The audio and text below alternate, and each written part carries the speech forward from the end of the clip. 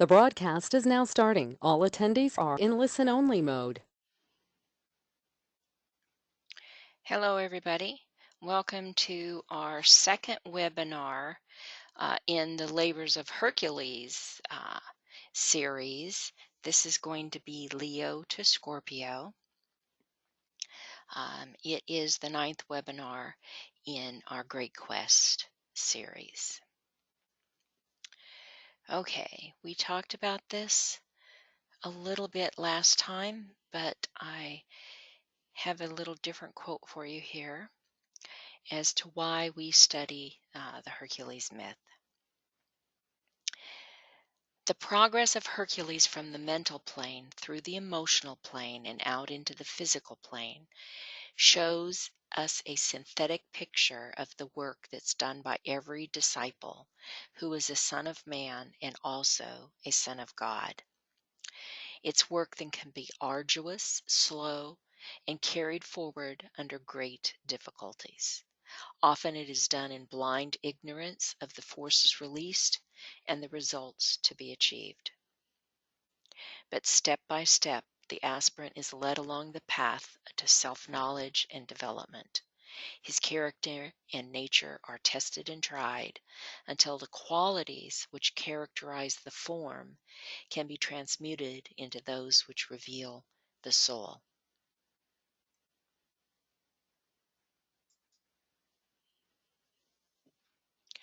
So, remember we looked at the first 4 signs that were preparatory. Well, the next 4 are physical plane struggle for achievement. The self-conscious individual emerging out of mass consciousness in Cancer, he knows himself to be the individual in Leo, the potential Christ in Virgo, the aspirant endeavoring to balance the pairs of opposites in Libra, and the one who overcomes illusion in Scorpio. These are the 4 signs of crisis and stupendous endeavor. All the illumination, intuition, and soul power that the aspirant is capable of must be used. These have their reflection on the involutionary arc, and a similar sequence of unfoldment can be traced where the soul achieved individuality in Leo, became the nurturer of ideas and potential capacities in Virgo, swung violently from one extreme to the other in Libra, and was subjected to the disciplining effect of illusion and form in Scorpio. Okay, we're also told that we might regard the first 5 labors, Aries, Taurus, Gemini, Cancer, and Leo, as covering the entire period of the path of probation. And the killing of the Nemean lion is the climax of that part of our struggle. Now he's ready to tread the path of discipleship, in which the indwelling Christ is gradually revealed. Matter is steadily subordinated to the use of the soul, and the form aspect comes to be regarded simply as the mother of the Christ child. So, our Leo labor is to slay that Nemean lion.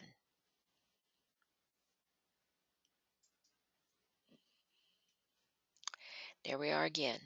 Great presiding one in the chamber of the Lord. The teacher stood at his right hand, and Hercules rested from his labors. The presiding one watches the warrior, and then he says to the teacher, "It's time for a dread labor." The man who is the Son of Man and yet the Son of God must be prepared.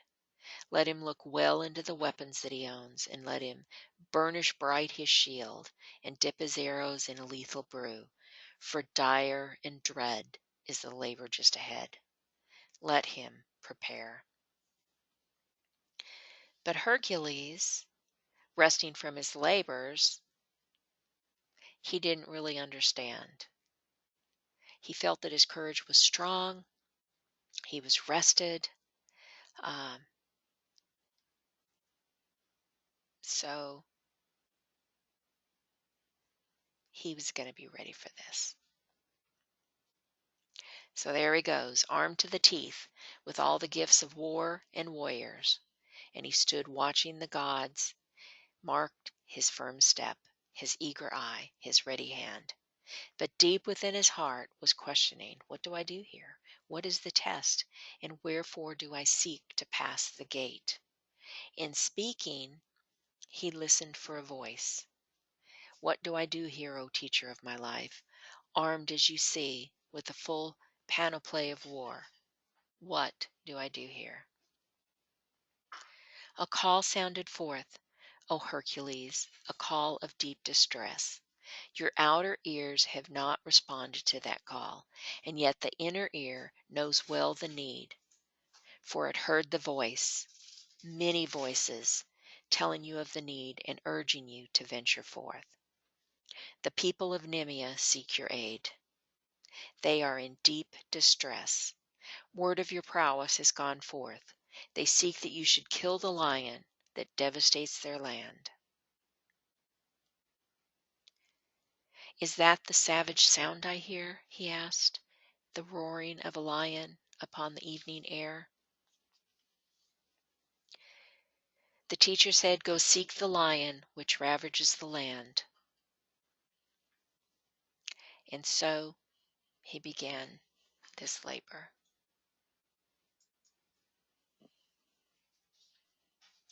He responded to the need, and near the gates guarding Nemea, he dropped the excess of weapons that he had with him, keeping only his trusty little club and his bow and arrows. People asked Hercules where his arms were. He replied that they loaded him down, retarded his speed, and hindered his departure. He told them all he needed was his stalwart club and his stout heart. From place to place he sought the lion. He found most of the people from Nemea hiding behind their locked doors, except the few who needed to venture out for some reason. They greeted him with joy at first, later with questioning, as they saw the manner of his travel: no arms, small knowledge of the way of lions, and nothing but his frail wooden club. Hercules pursued his way, afraid yet unafraid, alone yet not alone. For on the trail he followed, others stood and followed him with hope and fearful tremblings. For several days and nights he searched and listened for the lion's roar. Suddenly he found the lion. Upon the edge of a deep thicket of a young tree it stood. The lion roared, and the Nemeans all fled. Hercules stood still, grasped his bow and arrows, and planted an arrow in the shoulder of the lion. Straight to the mark it flew, but it failed to pierce the shoulder of the lion. Again and yet again he shot the lion until his arrows were gone. The lion came towards him, untouched, unscathed, and fierce with rage. Throwing his bow upon the ground, Hercules rushed the lion. Suddenly the lion turned and rushed ahead of Hercules into a thicket on the rocky side of a sharp mountain way. And so both of them went, and suddenly he traveled on the way, the lion disappeared. Hercules searched everywhere, grasping that trusty little club of his, and then he found a cave, and from within the cave he heard the roar. Hercules entered the cave and passed through its darkened length and found no lion, only another opening in the cave that led to the light of day. And as he stood, he heard the lion behind him. Wondering what to do next, he decided to block both ends of the cave and shut himself and the fierce lion within. Then he turned and faced the lion. With his two hands he grasped the lion, holding it close and choking it. Feebler and feebler grew the roars. Weaker and weaker grew the enemy of man, and lower sank the lion. Yet Hercules held on, and thus he killed the lion with his two hands, without his arms, and through his own great strength. He killed the lion and stripped its skin, showing it to the people as he exited the cave. The people of Nemea celebrated the death of the lion and returned to their land and lives. And so he triumphed. He laid the lion's skin beneath the feet of his teacher and gained permission to wear the skin in place of the one that he had already used. The deed is done. The people now stand free. There is no fear. Again, O Hercules, you slew a lion. Again you strangled him.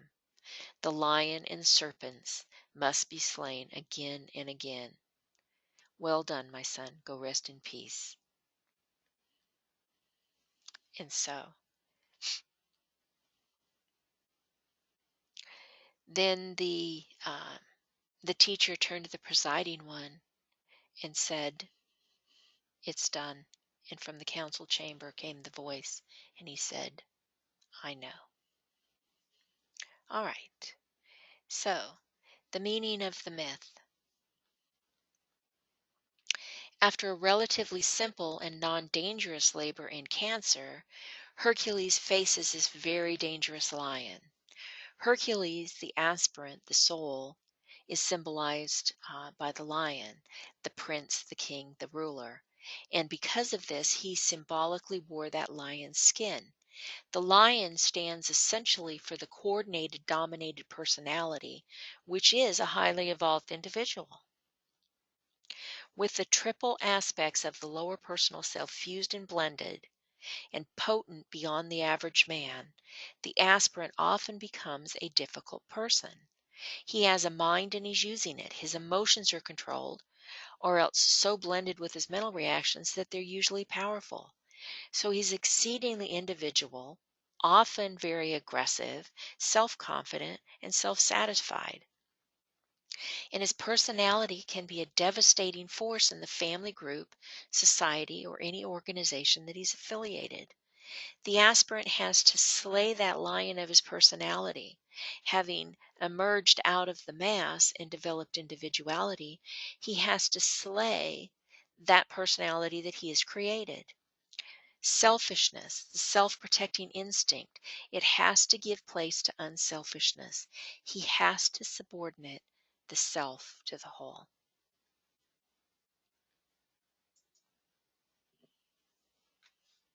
So, what is the lesson learned by the fact that Hercules tracked the lion to a cave? Many of these old stories have baffled philosophers for thousands of years, and it's only in this day and generation that true esotericist meaning can emerge because humanity has now reached a stage of development capable of understanding it. There have always been manifestations of the sun gods, and this labor of Hercules has again and again been enacted by few here and there.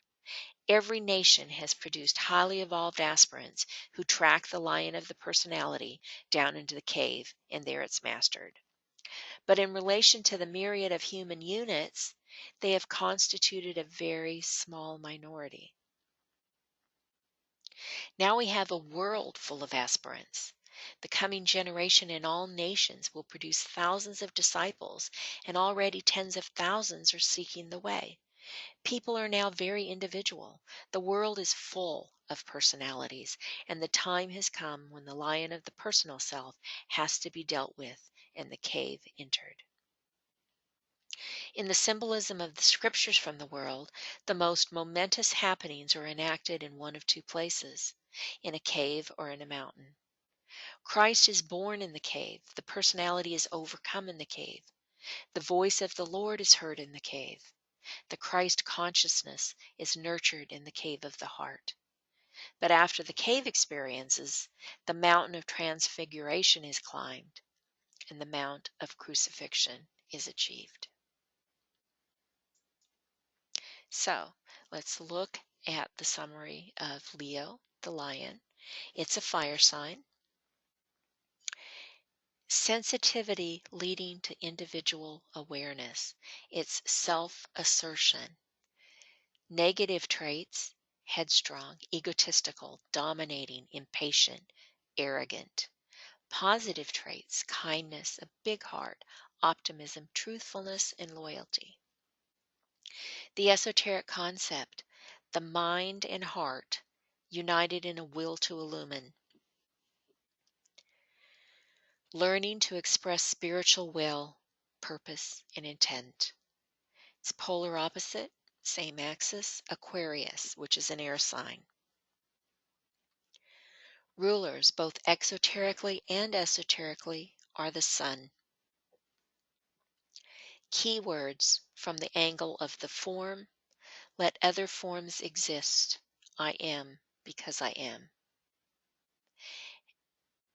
And from the angle of the soul: I am that, and that am I.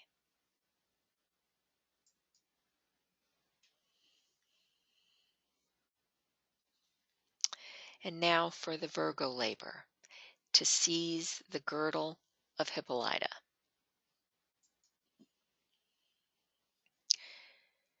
Again, facing the presiding one at the start of this.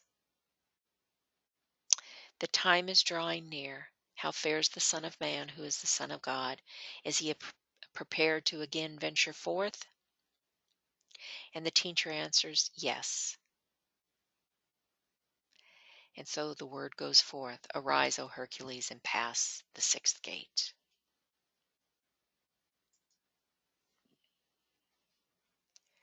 Word was sent to Hippolyta, the queen of the Amazons. She is the daughter of Ares. She had been given a girdle by Venus, who is the queen of love, that was a symbol of unity achieved through struggle, conflict, strife, and a symbol of motherhood and the sacred child to whom all human life is truly turned. Just as she was explaining to her women warriors that she had been ordered to give up the girdle, asking them for advice on whether or not to give it up or to fight, that was when Hercules arrived. Hippolyta she faced Hercules, and he fought and struggled with her, and he didn't listen to what she was trying to tell him. He wrenched the girdle from her before he even noticed that her hands were held out, offering him the gift as a symbol of unity and love, of sacrifice and faith. He slaughtered her and could only stand over her, aghast at what he had just done. And then he heard the teacher speak, and the words were harsh.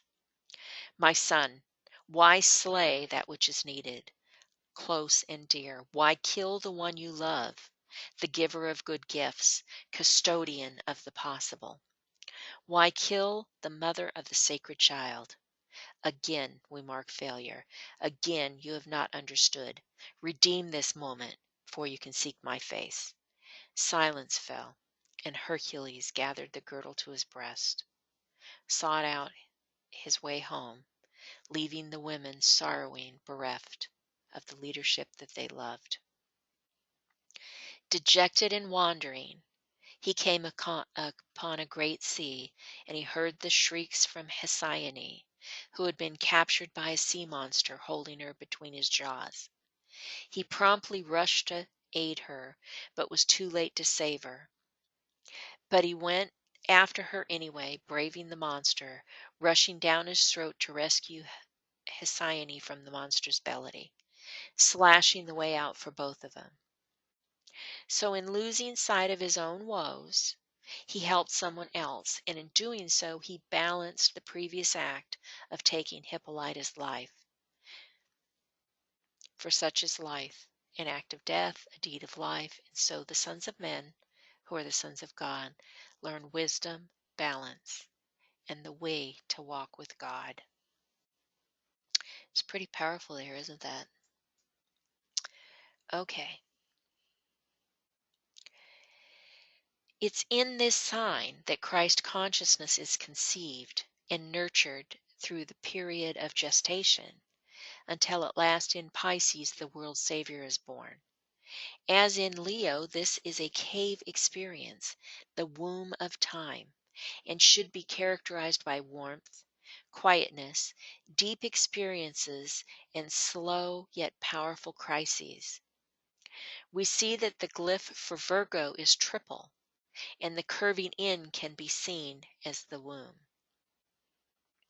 In esoteric astrology, the chapter on Virgo, we read that Eve is the symbol of the mental nature and of the mind of man, attracted by the lure of knowledge to be gained through the experience of incarnation. Eve therefore took the apple of knowledge from the serpent of matter and started the long human undertaking of experiment, experience, and expression, which was initiated from the mental angle in our Orion times. Isis stands for the same expression down on the emotional or the astral plane. Eve has no child in her arm. The germ of Christ's life is yet too small to make its presence felt. The involutionary process is still too close. But in Isis, the midway point is reached, and the quickening of that which is desire has taken place, and Isis consequently stands in the ancient zodiac for fertility, for motherhood as the guardian of the child. And then Mary carries the process down to the plane or place of incarnation, the physical plane, and there gives birth to the Christ child. In these three virgins and these three mothers of the Christ, you have the history of the formation of the function of the three aspects of personality that the Christ must find expression. And so we see that the sign of Virgo itself stands for a synthesis of these three feminine aspects, Eve, Isis, and Mary. She's the Virgin Mother, providing that which is needed for the mental, emotional, and physical expression of the hidden but ever-present divinity within all of us. These three expressions are brought to the needed perfection in Leo, the sign of the individual, developed self-consciousness, and personality unfoldment. The war between the sexes is of ancient origin, and it's inherent in the duality of humanity in the solar system. There are small but important points in this story that are not to be overlooked. What did Hippolyta contribute to this error? She offered to Hercules the girdle of unity, but was it because she wanted to or because she was ordered to?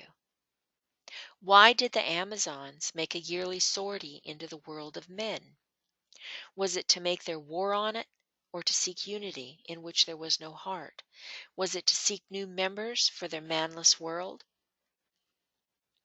What was in their hearts when they ventured out? All of this is subtly covered in this myth. Its practical application as well as its cosmic and spiritual significances are startling. We are told that the war with purpose between the sexes is now at a climax. This time the teacher said harshly, "Why kill the mother of the sacred child? Again we mark a failure. Again you have not understood. Redeem this moment before you seek my face again." It is to be noted that the labor was not described to Hercules as in other cases. The word went out only to the country where the queen of the Amazons ruled. All men were excluded from that world. It was left for Hercules to understand the nature of the labor, and he did not. Also, the Amazons worshipped the moon, the form, and Mars, the god of war. Even they didn't understand their true function. For Mary is pictured with the moon under her feet and in her arms, the babe, known as the Prince of Peace. As always, there is a choice for good or evil with any sign, depending on the status of evolution and the degree of sensitivity of the person. Virgo is called the goddess of virtue or of vice. But what is the root meaning of vice? To render ineffective. Virgo is to negate the whole purpose of the sign, for it is said that the Christ is to her the whole purpose of existence. The root of evil is really our own narrow minds, our hard and small hearts, that cause wrong attitudes and habits. The body being but an automatic response apparatus subject to the control of the inner man. Virgo is also called the goddess of the two ways because, as the Holy Mother principle, she symbolizes matter and also the custodian of the Christ life. In Virgo, the first of the steps toward spirituality is taken. The soul is called the Son of Mind, and Virgo is ruled by Mercury, carrying the energy of the mind. The body should be attuned to the soul and bring its beauty into manifestation to redeem it. All this is implicit in the sign of Virgo in this labor. The secret doctrine is a clear statement of the whole message of this sign. It says matter is the vehicle for the manifestation of soul on this turn of the spiral, and soul is the vehicle on a higher turn of spiral for the manifestation of spirit. And these three are a trinity synthesized by life, which pervades them all.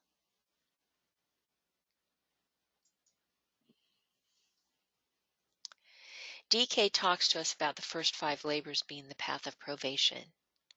They led up to the point in Virgo where the stage of discipleship begins and the birth of the Christ in the heart becomes possible.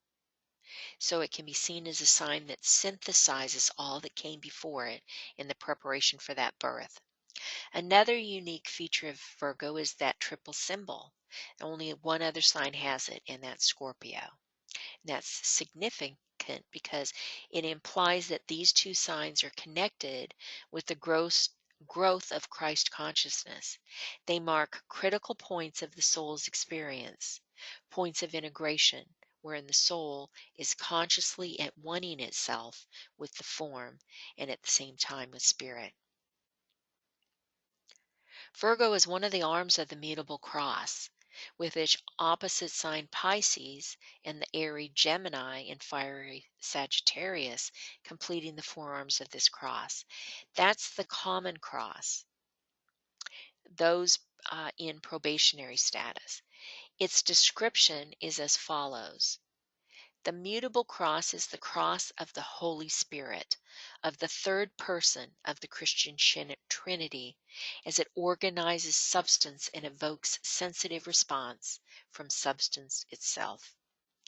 On this cross, man reaches the stage of acquiescence and aspiration, and so prepares himself for the fixed cross of discipleship. The personality here is dedicated to material ends.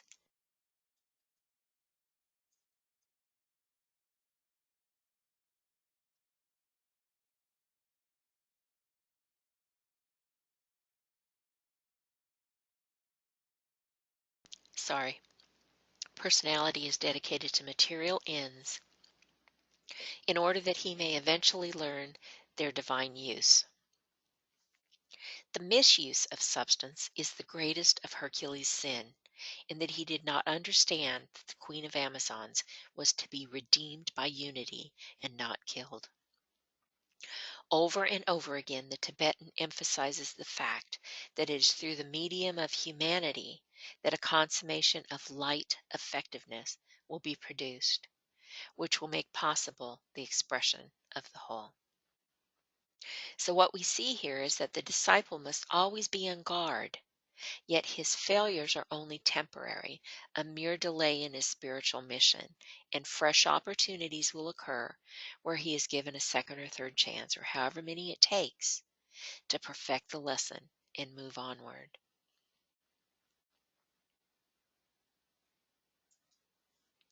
And so here we have the summary of Virgo. It's an earth sign. The unique service in Virgo is that both the form and spirit are nurtured, shielding the Christ in you and that hope of glory. Negative traits, overcritical, fastidious, harsh, too conservative, and judgmental. Positive traits, attention to detail, intelligence, practicality, analytical ability, and reliability. The esoteric concepts, matter nurturing the soul, the guardian of the hidden Christ within the darkness and quiet warmth, nurturing intelligence, wisdom, and pure reason. Polar opposite Pisces, which is a water sign, the rulers we talked about. Exoteric is Mercury, the esoteric is the moon, matter. Keywords: from the angle of the form, let matter reign. From the angle of the soul, I am the mother and the child. I, God, I, matter, am.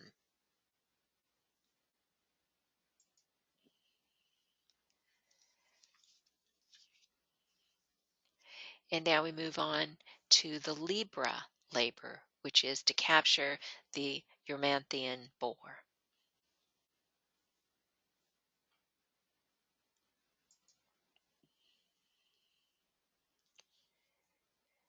And there we are, the great presiding one. Another labor must be carried out. Balance he needs, and judgment. Preparation for major test and future service to the race of men. For this let him prepare with care. Go forth, my son, and capture the boar. Salvage a ravaged country, yet take the time to eat. And Hercules went forward.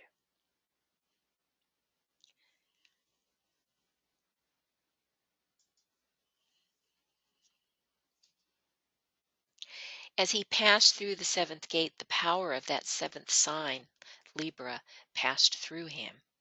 He didn't realize that he faced a dual test, the test of friendship and also courage. He needed to seek a boar, and Apollo gave him a brand new bow to use. But Hercules didn't take it because he had killed an error in the Virgo labor, and he didn't want to repeat that error. So he left the bow behind and went forward on his labor with only his trusty little club.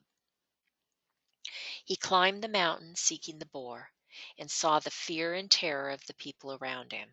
Higher and higher he climbed, and then he met his friend Pholus, who was a centaur. So he stopped to talk and ended up forgetting his task. Pholus called to Hercules, inviting him to have some wine. But the problem was, the wine wasn't Pholus's. It belonged to a whole group of centaurs, a gift of the gods, and it was not to be opened unless the whole group was present. Along with another centaur, they feasted and drank, carousing and making a whole bunch of noise, and that brought the other centaurs from far and wide, and they were all outraged that they'd broken into this wine when they shouldn't have. So a battle took place. Hercules' two friends were actually killed, and he realized that he had again become an instrument of death. So he refocused on his task in the search for the boar. He followed the boar high up in the mountains, but it still eluded him.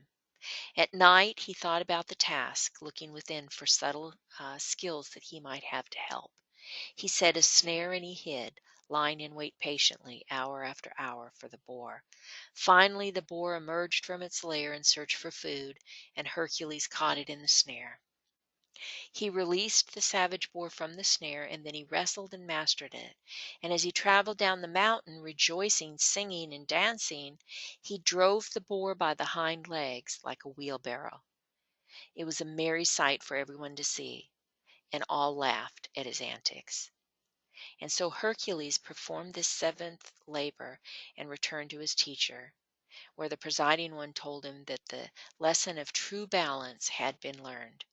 But a lesson still remained concerning the centaur, and he would find that lesson at the ninth gate. His teacher advised Hercules to ponder on the lessons of the past and to reflect on their tests. Twice he was told by his teacher that he had killed what he should have loved. He needed to figure out why. And Hercules stayed within the city gates and prepared for what was coming, the mother of all tests. But before we get to the mother of all tests, let's look at the meaning of this myth. Libra has some very marked extremes, depending on whether we're moving clockwise as a disciple or counterclockwise of average man. Because of this, it is said to be one of the most difficult signs to understand. Justice is a blind woman holding the scale of balance, blinded perhaps to the outward objective sight and that inner intuitive sight that needs to be divined. Libra is an interlude comparable to quiet listening and meditation, a time of assessment of the past. The average man approaches Libra through the drastic tests of Scorpio, while the more evolved man enters the Libra test from the sign of Virgo and the Christ consciousness stirring in his heart and mind. Think how different this interlude will be for the two men in Libra. In one case, the balance will be swing wildly up and down, and in the other, balance is achieved between matter and spirit, and all lesser pairs of opposites. That's why in this quiet sign of Libra, we work on the problems of sex and money. Both can be either good servants or bad masters, according to the use made of them. Sex is a sacrament, an one-ment of the male and female to produce forms and to carry on the evolving life. Money is a means of exchange, of sharing at a distance, if not loved and held for itself alone, the gold of the miser or the gold of the loving, giving heart. Balance is needed, and it may swing from bias and prejudice to justice or judgment, from dull stupidity to enthusiastic wisdom. There may be intrigue, the winding ways of some man made laws, or straightforward conduct. It is the Libran characterized by materialistic or by spiritual attitudes. We need to remember that the signs themselves all have specific purpose and lessons, and they teach us that none are bad, all have a good purpose. It's our receptivity and our use of them that determines what we manifest. An example given in the book is about a casual tourist living for a short while in a foreign country and then coming home and thinking they know all about the country they briefly visited. Before Hercules captured the boar, he got distracted and he sat down with Pholus to drink heavily. At this time, he was the soul of friendliness, seeking and finding pleasure. For Hercules, as for all who assumed the Libran labor, the fumes of pleasure must be dissipated before the greater task of self mastery can be undertaken. This time, for him, it led to tragedy. The sudden interjection of catastrophe into the pleasure seeking experience is harsh, but it's necessary for the growth of the soul. Without such tragedies, the potentialities of Libra remain dormant. The Libran sets out upon his journey in winter, a time of bleakness, when the personality life has lost its allure. The two good centaurs that Hercules killed are known as Carrion, good thought, and Pholus, boldly strength. This test was to show control of the emotional, astral, and desire nature in which form it may take. And it is all the more powerful the more advanced a human being is. You cannot control or guide desire by nature through physical strength or thought alone. You may succeed for a little while, but then it surges back up at you again. The only answer is to take the boar of desire up into the high mountain. It is on the mountain tops that all the great revelations occur, where the mists of the valley disappear and illumination finally comes.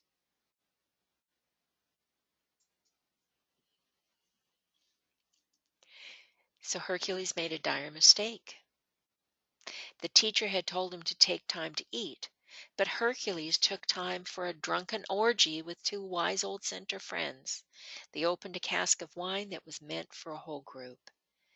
He took every precaution at the beginning not to kill the boar, but he ended up killing his friends. So circumstances and tests continue to crop up, even when we think we've cleared the path of pitfalls. He had to demonstrate his fitness to take the second initiation by balancing the pairs of opposites. The Libran weighs and balances all things. This can make him appear hesitant and indecisive. He knows that there are numerous gradations between black and white. He doesn't want any extremes. Extremes are just a fraction, a part of that greater whole. He needs to search for that more inclusive concept that is part of the whole and not an isolated, narrow, separated segment. The Libran is perpetually spinning threads of relationships, creating a sensitive network of meanings. This results in activity, a synthesis of activity. Between the concrete and the abstract, he stands, trying to relate the two. And there's a discrepancy, a gap between the vision and the actual goal achieved. Halfway between heaven and earth, the Libran waits. Looking above, he sees the ideal vision, the golden dawn, the gilded snow-capped mountains. Gazing downward, he beholds the mire that he must pass through. It's at this midway point that he must stand and work. If he rises towards the ideal world, he loses touch with the common things. If he descends to the level of materialistic activity, he loses the precious perceptions that are the mainspring of his being. Between these two worlds, he has to stay poised in order that he might gain understanding that includes the highest and the lowest, the good and the bad, the lofty and the insignificant. This is compassion. The knowledge gained brings him disillusionment. Looking into human hearts, he sees those obscure shadows. He discovers the awful ways that some people will use to establish their own success, the dark spots in the lives of supposedly reputable men, and the clever ways they use to evade their conscience. With all this observation, the good and the bad, the discernment of right from wrong, the glamours surrounding him are gradually weakened and dispelled. He sees more clearly and recognizes that man lives in a swirling mist of illusion, clinging to life as an end in itself. The Libran concerns himself with other human beings and their struggles, rather than pursuing aggressive means to get ahead. Service takes root in his life, based on a realistic appraisal of human nature. The Libran is not inclined to be either a zealot or a tyrant, to persuade rather than compel. He understands the art of spiritual compromise. This involves a willingness to yield on all non-essential points and an understanding that heaven is reached by a series of separate steps rather than a single salvational leap. The help given in service must be carefully suited to the needs of the actual individual involved. The world is upheld by equilibrium, and the Libran understands this. Karma is actually an equilibrizing event. The catastrophes that befall a man are meant not to punish him, but to restore equilibrium in his nature. He who can establish this equilibrium in his own life will not be obliged to have it imposed on him by harsh, bludgeoning circumstances. The scales of Libra are easily tipped on either side, but that midpoint is the point of equilibrium. As conceived here, equilibrium is a dynamic rather than a static condition. It's an ordered arrangement of energies directed and controlled by that overarching will to good. In the midst of dissonance, the Libran cherishes that dream of harmony. He seeks to be a point of peace in a sea of clashing forces. This longing for harmony makes him a good peacemaker, and he can usually understand both sides of an issue. He employs persuasion, courtesy, and cooperation, and disdains any harsher methods. He is naturally inclined toward group work and attracted by actions that promote brotherhood and unity.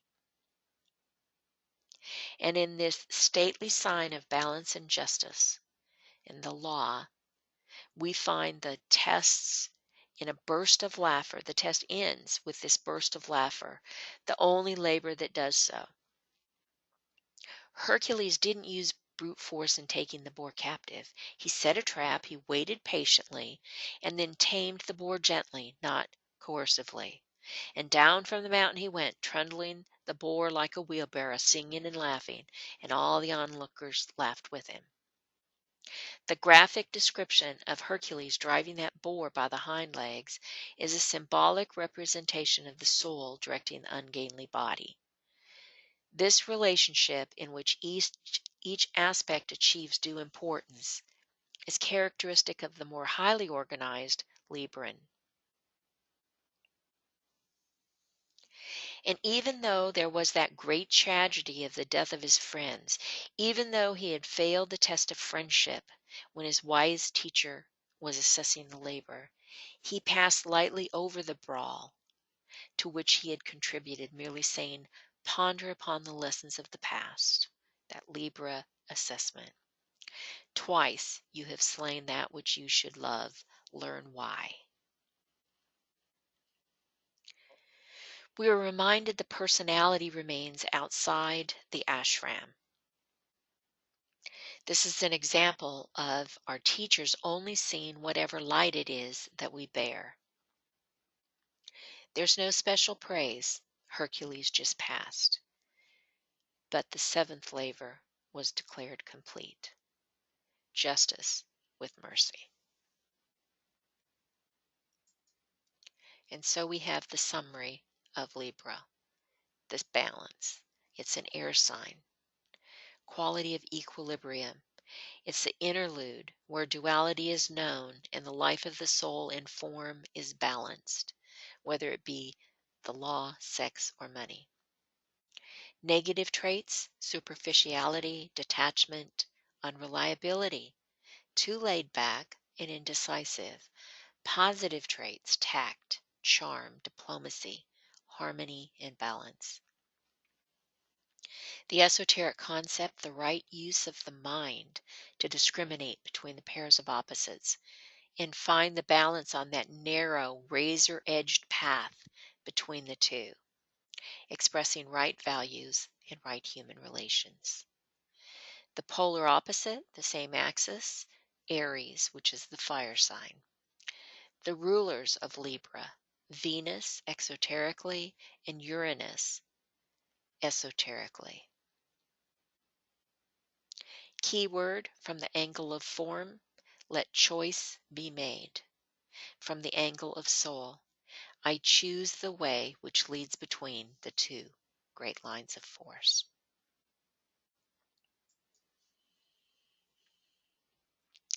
And now for the Scorpio labor, the mother of all tests. The labor is to destroy the Lernaean Hydra. And so he faces the presiding one.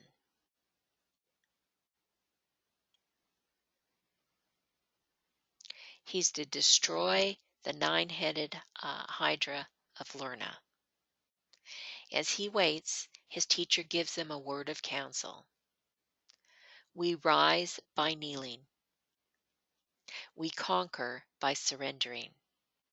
We gain by giving up. Go forth and conquer.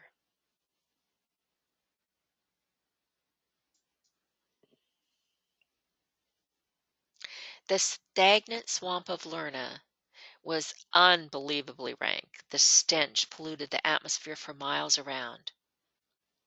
And when Hercules approached, he had to pause because the smell was so overpoweringly bad. The oozing quicksands were a hazard, and more than once Hercules was almost sucked down. At length he found the monster's lair in a cavern of perpetual night.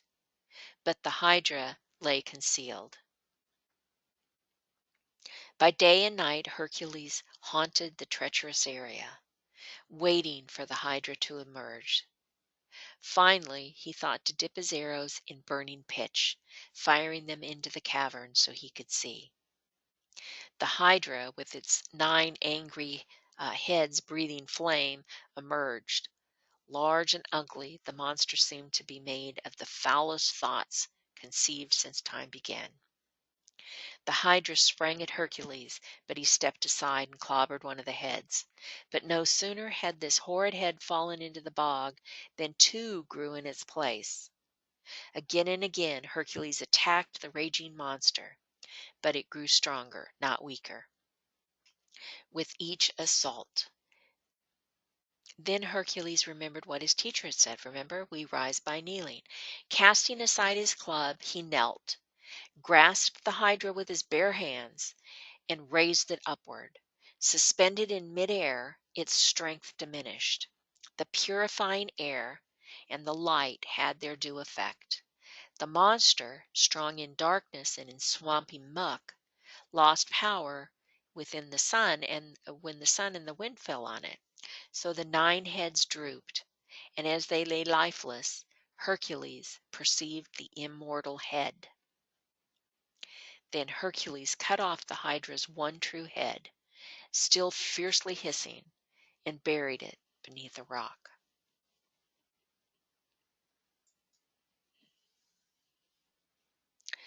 Um, like I mentioned once before, there are variations of all of these myths depending on the book that you read. Um, and they're given in different orders in some. Uh, but for the first time in our study of Hercules, we no longer have a statement by the Tibetan or Alice Bailey to guide us with the kernel of truth behind all these various different legends. The myth for Scorpio, as well as the remaining 4 labors, is described to us by Francis Merchant, who took over the task. In esoteric astrology, DK tells us that there were 9 heads that represent the 9 tests in Scorpio, and Labors of Hercules explains that to us through this labor. The lair is our subconscious shadows, and patience is needed to find them in the hidden caverns of our mind. These are all the accumulated evil, mistakes, and failures of our past that need to be exposed to the wisdom of the soul. Hercules had to see the Hydra as one monster, not a beast with 9 different heads. As long as he sought to sever the heads one by one, he remained unsuccessful. When he finally dealt with it as a unit, he finally gained victory. Our soul is immortal, and at times our personality may seem like it is too. It dies with each life, and it's resurrected with each new incarnation, right where we left off, continuing the process of evolving and serving as a conduit for our soul. In the myth, Hercules cut off the head and he buried it under a rock. And we're given the phrase hidden under the rock of the will to consider here. We can see it is the immortal head, being the concentrated energy and thought forms that created the monster in the first place, and they still remain.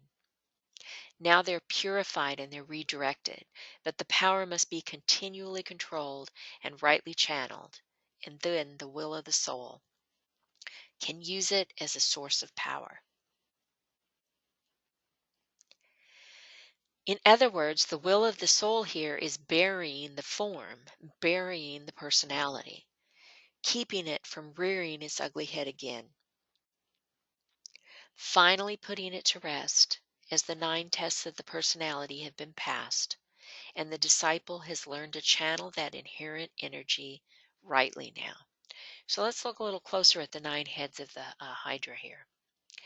Each head represents one of the problems that beset the advanced person who seeks to achieve mastery. 3 of these heads symbolize the physical appetites associated with sex, comfort, and money. The second group concern the passions of fear, hatred, and desire for power.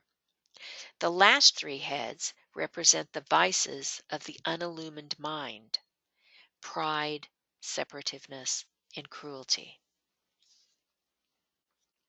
Establishing right human relations and right relations with the soul and environment are key factors in redirecting and transmuting these 9 tests. We see a lot of problems arising from the misuse of energy known as sex, or love of comfort, luxury, outer possessions. The pursuit of money as an end instead of a means enthralls the lives of countless people. Thus, the task of destroying the first 3 heads continues to challenge the powers of mankind for thousands of years after Hercules accomplished his extraordinary feat. The 3 qualities of character that Hercules had to express were humility, courage, and discrimination. Humility to see the plight objectively and to recognize his own shortcomings. Courage to attack the monster that lay coiled at the roots of his nature, and discrimination to discover a technique for dealing with this mortal foe. So Hercules invokes a brighter light than that of just the analyzing mind. He seeks to raise his problem to a higher dimension, not to stir endlessly in that cesspool of the subconscious. Trying to see his dilemma in the light of the soul, he confronts it from a new angle of vision, and by doing so, he breaks the Hydra's grip and eventually subdues the beast. He admits light into the dark recesses of the subconscious. He grapples with the monstrous forces that wallow in that slime that he created himself. A cleansing process has now taken place, and he's ready to embark on the next labor, which he's going to have to demonstrate the control of the powers and potency of his mind.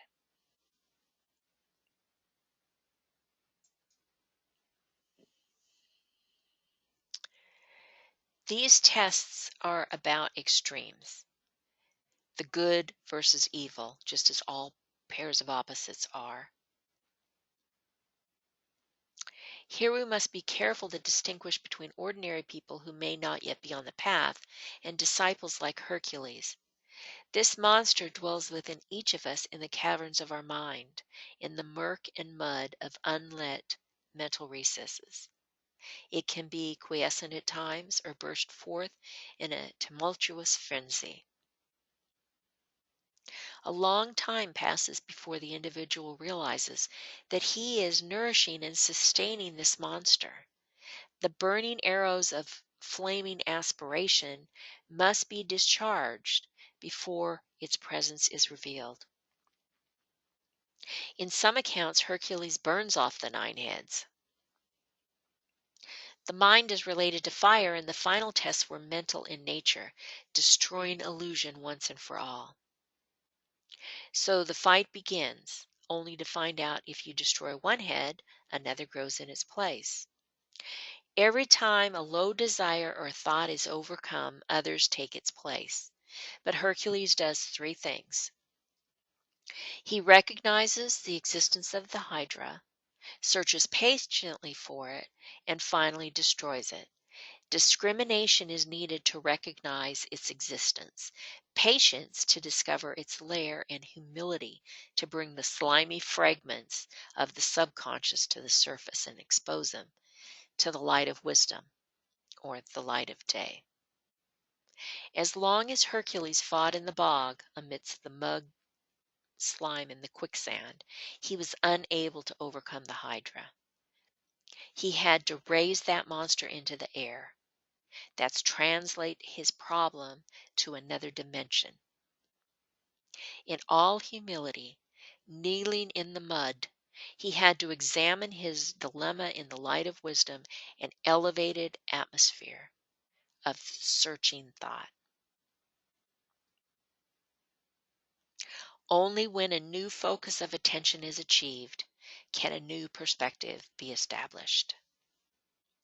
This is the fourth rate problem of achieving harmony through conflict, of facing the problem of finding yourself in battle with two different sides of yourself until you can actually step back and gain that new perspective, and then everything shifts and you're able to translate the problem to that other dimension.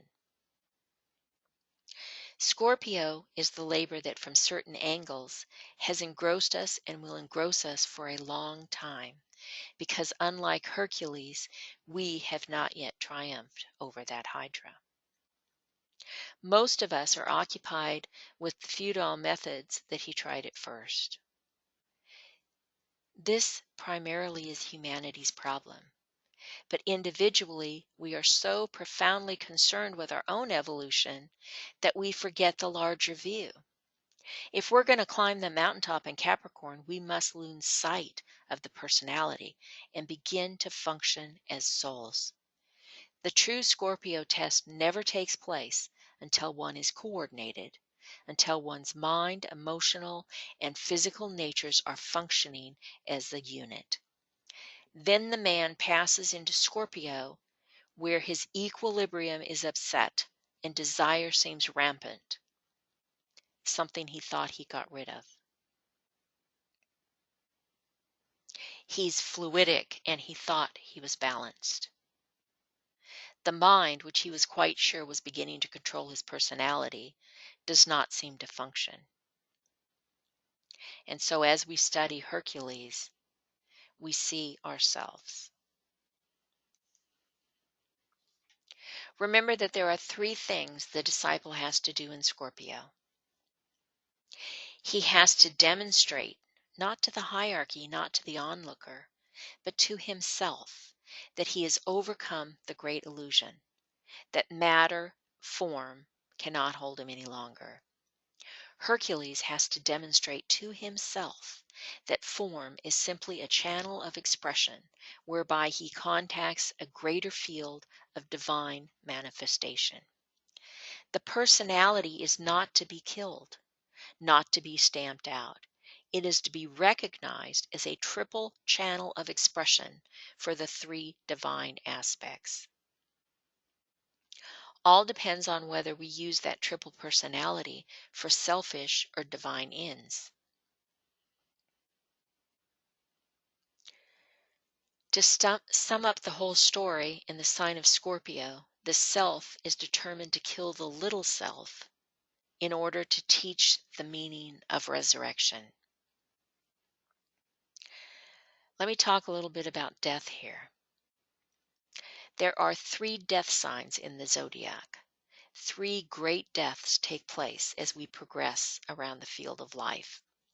In Cancer, we have the death of the elemental being, namely man, in order that the human being can come into existence. Right through the zodiac, we can always say, here is death in order that. Always, death is an entrance into a fuller life, a fuller experience, and a fuller realization and scope.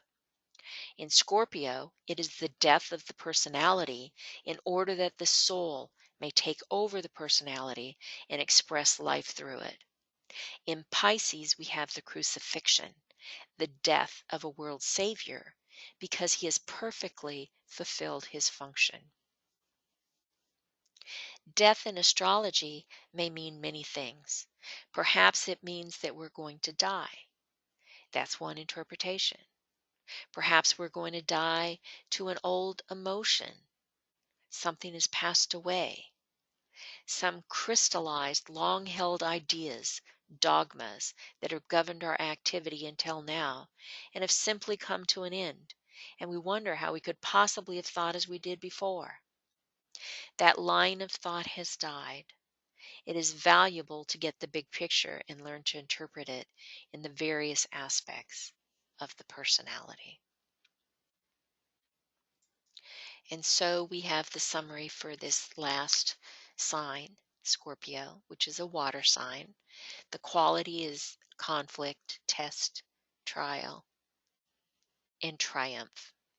It's points of crisis, moments of reorientation, turning points in the life of humanity and the individual. Hercules became the triumphant disciple in Scorpio. Negative traits: jealousy, secretiveness, resentfulness, manipulation, moodiness. Positive traits: determination, fearlessness, loyalty, ambition, intuition. Esoteric concepts: the mind takes control and the battle waged is mental. Test, trial, but then that triumph. The conflict of duality overcomes desire and illusion. Polar opposite is Taurus, an earth sign. The exoteric ruler is Pluto and Mars, and the esoteric ruler is Mars. Keywords from the angle of the form: let Maya flourish and let deception rule. And from the angle of the soul: warrior am I, and from the battle I emerge triumphant. And so we see the recap of the physical plane struggle, self-consciousness and individualism that emerged in Leo, nurturing of the Christ within in Virgo, trying to balance the pairs of opposites in Libra, and overcoming illusion in Scorpio. The next webinar in this series will discuss the final 4 signs of achievement. Thank you all for attending, and we'll see you next time.